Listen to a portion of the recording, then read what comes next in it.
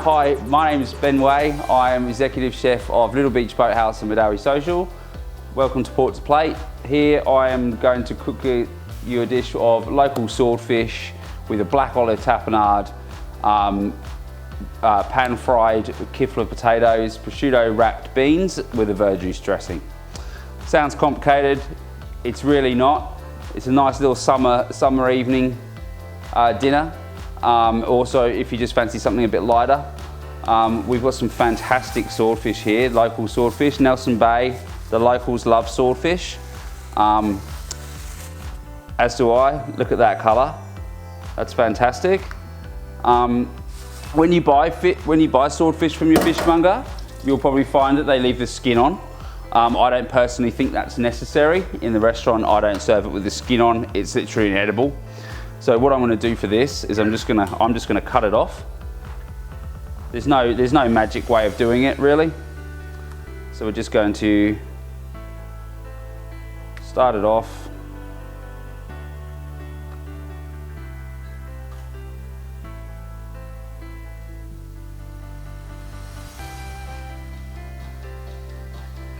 That. And I think for ease of cooking, what we're going to do is we're going to cut it straight down the middle. Important thing to note with swordfish, if you want to tell that it's fresh, if you get this line here and it's a nice pale pink, that means you're good to go. You're raring to go. It's nice and fresh. The darker that bloodline is what we call it. The darker that bloodline gets, the less fresh it is. Verjus dressing. Now, very easy. 50 mils of verjus, 25 mils of olive oil. The main reason we're not putting too much olive oil is in there, we don't want a greasy taste to this dish. We want that verjus to sing through. Really nice and simple. We're going to pour that in there. If you fancy a little bit more olive oil in there, I did just put a couple of mils short so I could put a bit more in there. Now you can put any herbs in this. In the recipe, I've just put some chopped parsley and chopped basil in there. I just thought that would be nice to for us to put in. You can put some chives. You can put some dill in there. That's nice as well. The only thing I would say is just don't put any coriander in there. We're going for more of a Mediterranean flavour in this dish. So doesn't even have to be that fine. You can even just tear it in there. It honestly doesn't matter. Some people like big bursts of basil flavour.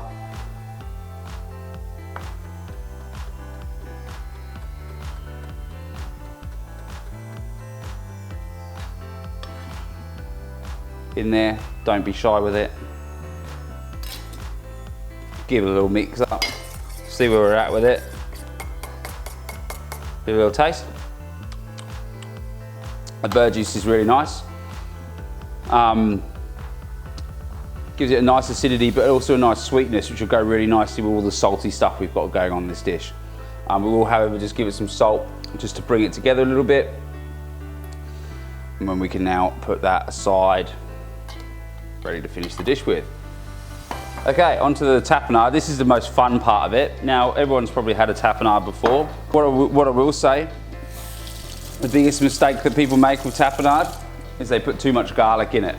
There is a fine art to using raw garlic in dishes, and that is, think about what a recipe says and then put about half of what that is in there first. Taste it, because especially if you're doing it in a dinner party setting, you will probably end up tasting garlic for the next couple of days afterwards.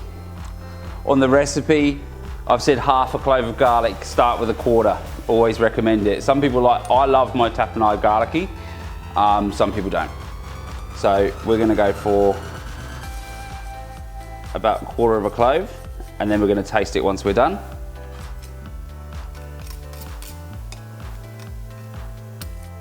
A little bit more than that.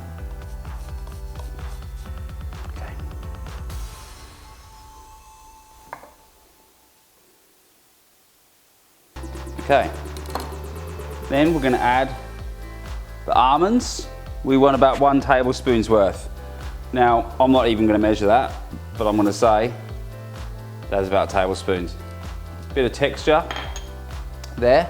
We'll just give that a little bit of a mix up. Key is with mortar and pestle is not to load it up too much from the get-go, because if you put everything in at once, you're not going to get a desired consistency. The most important thing is you get those nuts crunched up. So the more important things that have to be crushed up more, put in first, give them a little go, give them start off, and then we can put the rest in. All right, now we're ready for some more wet ingredients. A little squeeze of olive oil in there, just to loosen it up.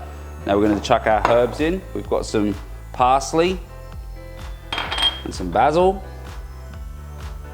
You can't really be too tight with herbs in tapenade. More the better. You can use a food processor for this, which is definitely an easy way to do it, but I personally love doing it the old school way in the mortar and pestle. Not going too hard on them. We don't want to bruise the hell out of the herb. All right.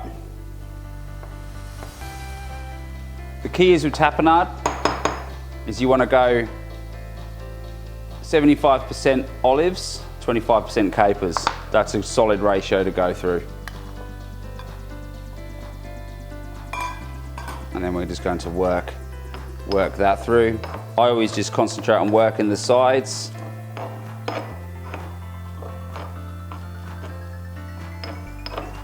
Last but not least, just a squeeze of lemon. We don't want too much in there. Lemon juice actually adds a fair bit of sweetness into things like this. So a little known fact that a kilo of lemons contains far more sugar than a kilo of strawberries. It's just all the acid that puts it all off. Now, I'm pretty happy with that consistency. You can keep going if you like it, or you've got some stress relief to do. But I like it nice and chunky, like that. So we're just going to put that aside. There. Now, we're going to wrap some beans. Sounds pedantic, but what it does is it enables you to actually do a dish all in one pan. What I've done here is I've just briefly blanched these green beans, and I've cut them to roughly the same length. I'm going to split them off into 2 bundles. Like this. And I recommend keeping your prosciutto in the fridge to the last minute that you do this. And you'll see why, because you want it nice and firm. So you put it next to there, and you look at the length you've got here. Taking your clean knife,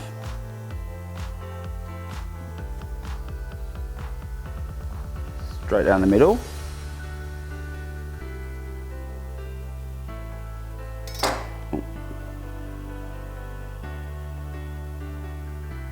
And laying it out.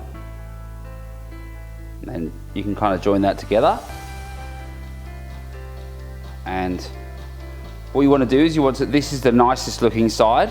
So we want to finish with that side, especially because it has the fat on it. The fat is actually, when it gets a bit warmer, is going to stick the meat together.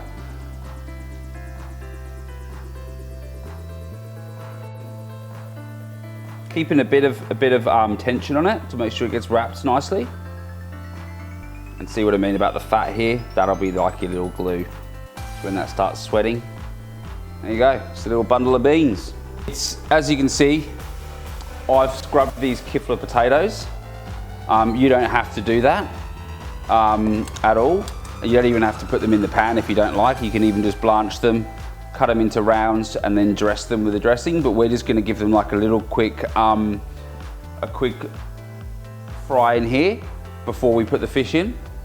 Bring them out, let them cool, and then we're going to dress them with the dressing. They're going to soak up that dressing and have a really nice tang to them. So it's almost going to be like a warm potato salad.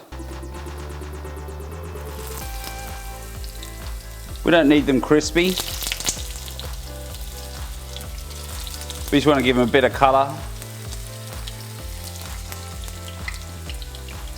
What we'll do is we'll get our prosciutto crisped up just a little bit while we've got a fair bit of oil in the pan. Now, if you do prefer your beans really hot, I recommend you probably pop them in the oven but I personally don't think that's necessary. Just rolling that prosciutto around, making sure it's nice and sealed. And what we'll do now is we'll just take that out. All right, so we'll take these Kipflers out. So you know what, we'll even just put them in. Do with this, so we can take a touch of oil out.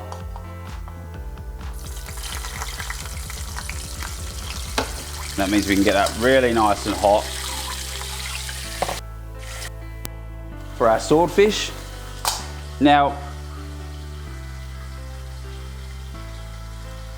so I think we're pretty much hot enough now. When putting the fish down, really important, this is like TAFE 101. So down and away. Important thing, quick shake afterwards to make sure your fish isn't sticking to the pan. Has to be on smoking point or that fish will stick straight away. You want it to get it to the point where it's looking like it's smoking, and don't worry because the fish will bring down that heat in the pan. Give it just a couple of seconds for the pan to regain its heat, then add the other fillet. What we're going to do now is we're just going to have a little look at how our colour's going. That one needs a little bit longer. Nice and gentle. Yep, so we'll give that another 30 seconds on that side. So we've hit about probably like 2 minutes on that side now, maybe 1.5. Gonna flip it.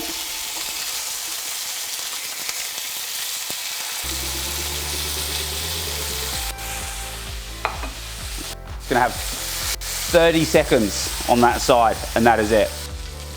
Hit it with the butter and off. And we're just gonna let it literally sit there.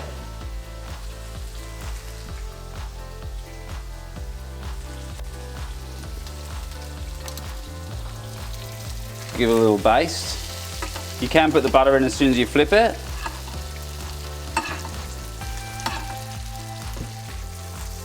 We're literally gonna sit there. And you can hear it's just stop sizzling and we'll let it rest into that butter. So we've got our Kipflers here, as you can see in our bowl. I'm gonna go ahead and give them a nice season. Not too much, because remember we're putting tapenade with it. And I wanna get some of that verjus, giving it a good mix before.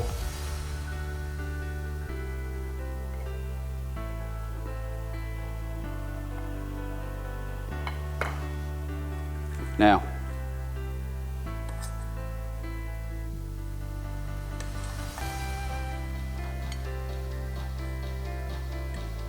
believe it or not, even though I'm an Englishman, I can't stand potatoes. Really not my thing, unless they're deep fried. I don't mind them if they're deep fried. But on the other hand, beans, love them. So, you've got cute little bundles here. So you can give two or one. Like the recipe's designed to give one bundle per person. But I think for the purposes of this, we'll give two. And then tapenade. The last thing we want to do is to be tight with the tapenade, which is my favourite part of this. Like I said, sorting out your spoon before you go on the plate. Really important. So you don't have to handle it too much. Getting nice there. The most important thing is just to make sure that we can see everything on. And then a little bit on the swordfish. On that tapenade. Don't be tight because it's going to be really nice at the bottom of all those resting juices from the swordfish. And don't forget, in this pan we have just the tiniest bit of butter. You can see right at the bottom, if you get right at the bottom, you can see there's some swordfish resting juices right at the bottom of there. So that's like swordfish pan juices there, that's what we want. Just a little bit on top of that. And there we have it. Local swordfish with Kipfler potatoes, verjus dressing, house-made tapenade, and prosciutto-wrapped green beans.